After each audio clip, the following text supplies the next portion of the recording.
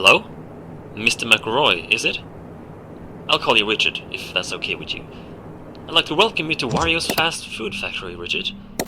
Oh, I'm James, by the way. Nothing special about me that you need to know, really. I like to code video games as a hobby. Although I'm unsure if I'm really good at coding video games, at least I love doing it, you know? And I've always wanted to be part of something big. Something that affects people, you know? I hope I can put my video game coding to good use one day. But I was fortunate to be one of the minds behind the reopening of this factory here. That's something I'm very happy about. But anyway, enough about me. Welcome to Wario's Fast Food Factory, a place with a dark past and a bright future, as we like to say. It's back in business, much thanks to your father, in fact, who invested so much and really kickstarted this entire reopening.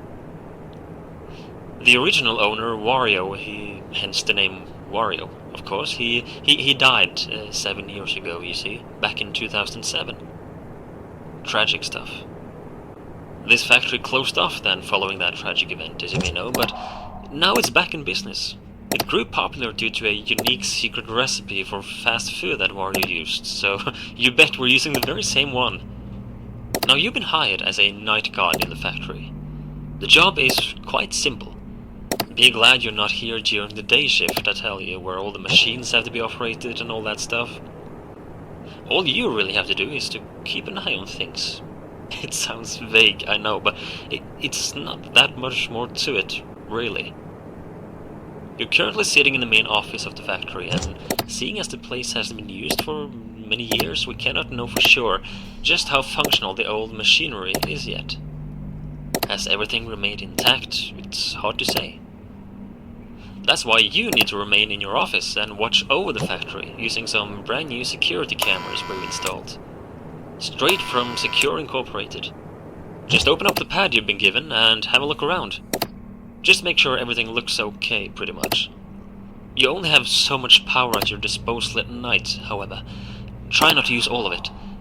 Having that camera pad open drains some of that power, but even worse is the door to your left and the control room window to your right. As you have probably seen, we have installed some buttons you can use for each one of them. The red buttons will bring down strong metallic doors, and the white buttons will trigger lights in the respective doorways. Keeping these doors down drain quite a lot of power, as do having the door lights active. Please, only use these when you need to. When would you need to, you might wonder? Well, there have been rumors going around for years that this recipe that Wario was using, and that we are using now, was quite interesting to money-hungry thieves back in the day when the factory was up and running. So the doors, the lights, it's just for safety, really. Mandatory precautions, that's all. No worries. Just keep an eye on the camera pad, yeah? Otherwise, you should be good, I think, yeah. We are very excited for this new era of the Wario's brand. So, have a good night, Richard, and I'll give you a call tomorrow.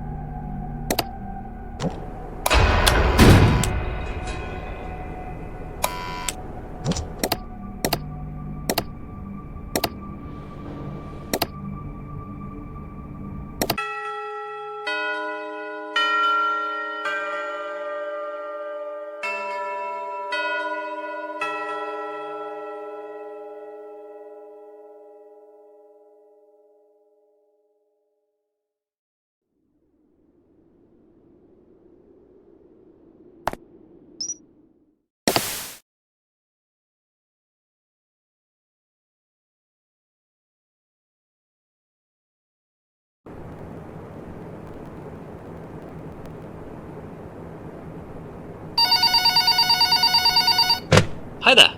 James here again. I heard you did good last night. Well done, Richard. Remember, if you see anyone snooping around at night, you tell us about it, yeah? We don't want another uncomfortable incident, like... Um... Anyway, I heard from a co-worker today that you had questions about this place and its past. Well, the original owner, Wario, you know, businessman, he was kind, yet he wasn't free of greed and stress. But honestly, who are, really? He was clever, and he had that boss-type personality, you know? It was him and his business partner Waluigi who started this factory and the Wario's brand as a whole. I don't know much about this Waluigi guy, aside from him being known as the sidekick, kind of, or as the less interesting one. But Waluigi is said to have been good with words. Charming, convincing, clever, but also insecure? Living in his friend's shadow, putting Wario in front of himself. You know, a people pleaser. That's how people described him. But also a people knower, apparently. He knew how to convince people, getting them to agree with him. That's probably why Wario chose him to be his business partner. The two of them made a good team, apparently. They started a cafe. That was the first thing, back in the 80s, you see, the late 80s. Wario's Cafe, it was their first business, and that's also where this secret recipe of his found its footing and grew popular. They closed it off fairly quickly for unknown reasons, actually, and the two men began in the video game industry instead a few years later, in 1990, I think it was. WarioWare Incorporated. You might have heard of it. It was quite a spectacle, and the ideas and products from there were impressive, to say the least. However, people called the place haunted. Rumors has it that even Wario himself claimed the building felt off, and WarioWare actually partly burned down a few years later, unfortunately. It must have been an electrical fire, I guess. But that's when they were able to found their third establishment, which was this very fast food factory. I think it was a lifelong dream of Wario to build this factory, and finally it was up. And things were going well until, you know, I told you the owner died. But that's not quite the entire story. He, Waluigi, along with 3 of their co-workers, completely disappeared one day.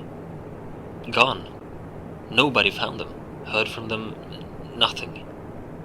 People had claimed to get strange vibes from the factory since day one, and the disappearance of these 5 didn't exactly lighten those rumors up. Some have even used the word cursed when describing this place. So what happened to them exactly, we don't know for sure. But I've talked long enough for tonight, Richard, I'm sorry. I just thought I would let you in more on the details of the past of your workplace, you know? I'll let you get back to work, and I'll talk to you tomorrow night, yeah?